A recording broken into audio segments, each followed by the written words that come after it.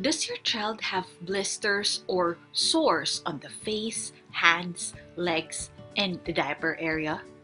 Well, you should equip yourself with the knowledge about impetigo, which is a common skin condition among kids. In this video, we will talk about impetigo, what are the causes, signs, who are at risk for this type of skin infection.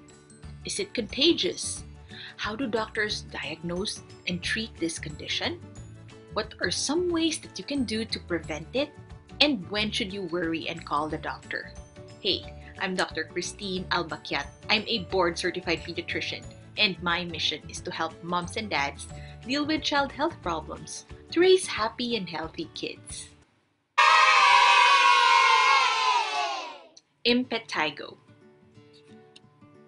What are the causes of impetigo, a type of skin infection?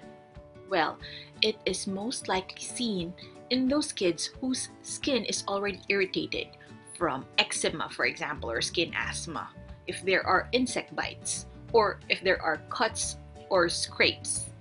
Then, scratching the rash can lead to impetigo. For example, your child has eczema and keeps on scratching it, then it can lead to a bacterial skin infection.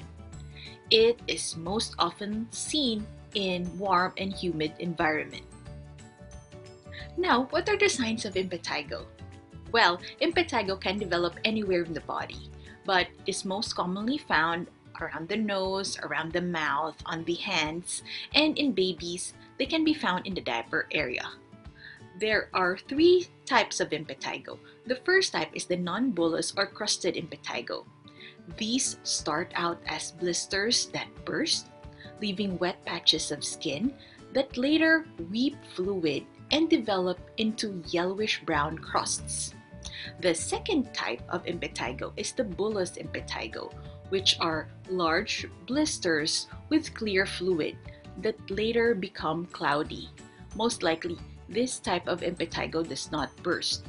And the third type is eczema, which are punched out ulcers with yellow crust and red edges. Well, anyone can get impetigo, but there are some factors that increase one's risk of getting this infection. First risk factor is age. Impetigo is commonly found in children 2 to 5 years old. Another risk factor is infection or injuries that break the skin.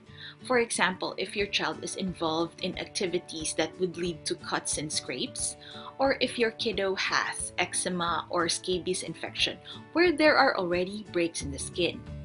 Another risk factor is close contact or crowding. Close contact with a person with impetigo can lead to you getting that infection as well. For example, someone in your household has impetigo, it can spread to other people in the same household. Another risk factor is climate. Impetigo is commonly found in hot and humid weather. And last risk factor is poor hygiene. So, impetigo is common if there is lack of proper hand washing or body washing or lack of facial cleanliness. So is it contagious? Yes, it is contagious and can spread from one person to another. It is usually caused by one of the two bacteria, which is the Staphylococcus aureus and the Streptococcus pyogenes, or also known as Group A Streptococcus. Another bacteria on the rise causing this important infection is the MRSA, or the methicillin-resistant Staphylococcus aureus. It can spread from person to person, especially if one touches the infected skin. Or it can also be spread from items that have touched the infected skin, such as clothes, towels, or beddings. Do you want to know how impetigo is diagnosed and treated? Or what are the ways to prevent it? And when should you worry and call the doctor? Well, before we go to that, are you expecting a baby? How much better life can be when things are under your control upon baby's arrival, when you feel confident about breastfeeding your baby, when you know how to soothe a crying fuzzy baby, and if there are things that you should worry about. when you know what to do when your baby has some tummy problems, when you can sleep better and better take care of yourself as well because you understand your baby's sleep schedule, when you understand postpartum depression as well. How much better life can be when you get the training in the comfort of your own home. Well, I've developed an online training video series known as the 5 Newborn Care Strategies. Do check that out in the description section. How to diagnose impetigo. Your doctor can diagnose impetigo by the way the rash looks. In some cases, although not common, your doctor might get a sample of fluid from the blister and have it tested. How is it treated? It is treated by antibiotics, whether in ointment form or in oral form. If the impetigo affects a small area, your doctor can prescribe an antibiotic ointment which can be applied for 5 to 7 days. But if the impetigo has spread or the ointment is not working, your doctor might prescribe oral antibiotics, or that is taken by mouth, for 7 to 10 days.